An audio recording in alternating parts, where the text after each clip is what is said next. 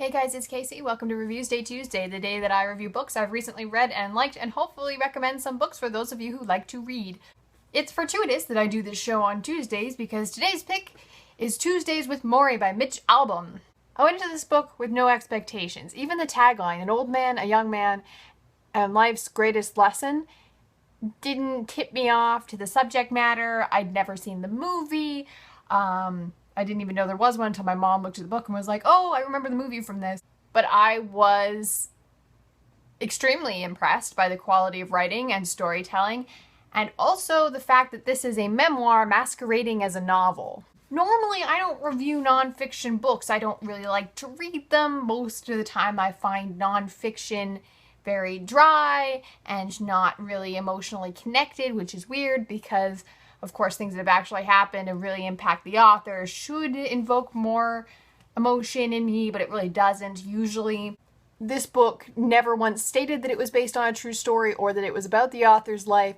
So it took me until about halfway through the novel before I realized that Mitch, the main character, was Mitch Albom, and that Morrie was an actual person, and that the majority of this book is based on transcripts of their conversations together, which he recorded, and that's mind-blowing to me. This book, Tuesdays with Morrie, is about Morrie Schwartz, who is a professor of sociology and just a really cool dude. Like, he loves to dance and he loves music and he's very in touch with his emotional side and he's a great father. And Mitch Albom was his student, and for a long time they fell out of touch until Morrie was diagnosed with ALS. ALS has recently gotten some attention in the media because of this ice bucket challenge being done by celebrities.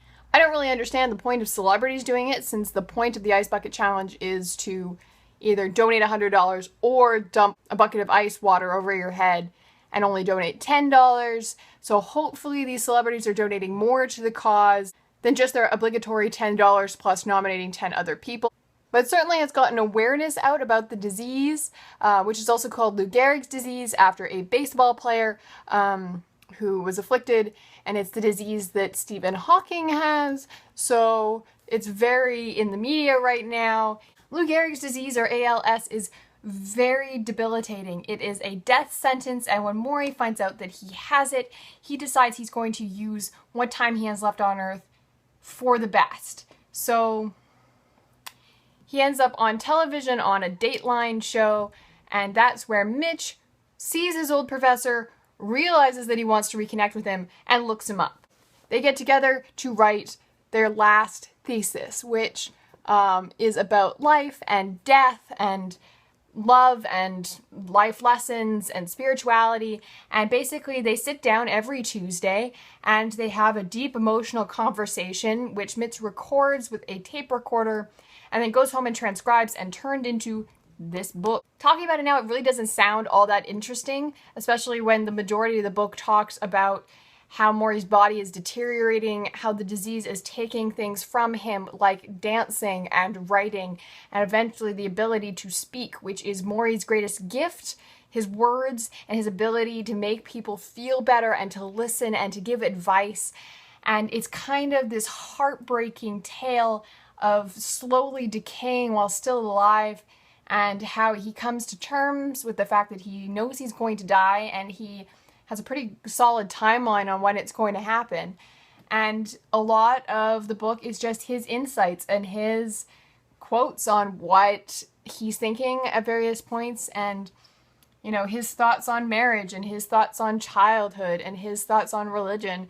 And normally this doesn't sound like a book that I would like or that I would read, because I'm very much into the fantasy and sci-fi and speculative fiction genres, and this is none of those. This is a non-fiction memoir about a person with ALS slowly dissolving, but it moved me. I was moved. I was crying, and I felt for Morrie and his family, and for Mitch and his family, and the various people that Morrie Schwartz touched. And if you're interested in ALS, or even if you're not, if you've heard of it If you've seen the Ice Bucket Challenge videos, I suggest you pick up this book for further reading. It certainly gave me a lot of insight into the disease, into why we should be raising money for it, which is, you know, right now a big deal in the media, but I haven't seen people throwing this book around, and I really think you should read it because it just gave me a new perspective on why it's important that we're raising money for these kinds of causes, and why campaigns like the Celebrity Ice Bucket Challenge really do good, not only to raise money for research, but also to raise money to help the people with the disease handle their medical bills and the modifications they need to their homes and wheelchairs and things like that in order to help them manage from day to day. Those things are important. So if you're hearing like rumors about the Ice Bucket Challenge being a scam and that only 30% of the money goes towards research, even if only 30% of the money is going towards research, that other 70% is going towards people with ALS and helping them manage day to day, which in my opinion is just as, if not more important than research to cure the disease. When I get emotional, I move my hands a lot, and this book made me want to stim, to move my hands and to shake, and I found myself closing it and just closing my eyes and wondering, what if this were me? What if this was my family? I can't imagine. I didn't know that this book was about a character with ALS, and I also didn't know that the character of Morrie was a real person, but he was, and it is. It's a book about love and life and family, and the importance of friendship and reconnecting and having no regrets in life. And I suggest you read it. I really, really recommend Tuesdays with Morrie, An Old Man, a Young Man, and Life's Greatest Lesson by Mitch Albom. Bye, guys.